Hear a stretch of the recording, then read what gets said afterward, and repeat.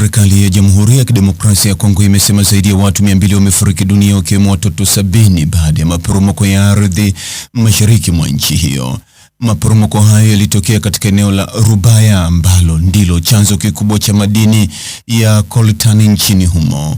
Tukio hilo lilitokea Jumanne baada ya mvua kubwa kunyesha katika eneo hilo ambalo linadhibitiwa na waasi. Katika taarifa ya Wizara ya Madini ililaumu kundi la waasi la M23 ikisema wanaruhusu uchimbaji wa madini kinyume cha sheria bila kufuata viwango vya usalama. Kundi hilo la M23 bado halijatoa kauli yoyote kuhusu tukio hilo.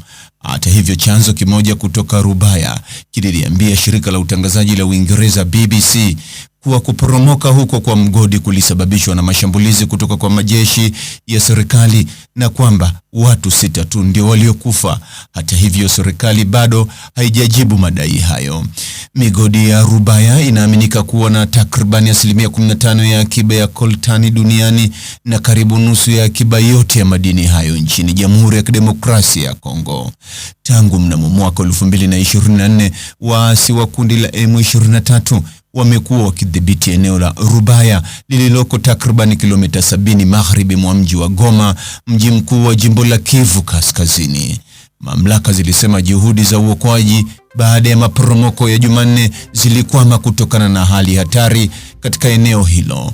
Serikali pia ililaumu kundi la waasi kwa kuweka vikwazo kwa raia, jambo lililofanya shughuli za uokoaji kuwa ngumu. Wizara ya Madini iliongeza kuwa kukosekana kwa usimamizi rasmi katika mgodi huo kumewaacha wachimbaji bila ulinzi wa msingi wa usalama kazini. Mtazamaji, ni yapi maoni yako kuhusiana na taarifa hii? Andika maoni yako katika sehemu ya ujumbe hapo chini.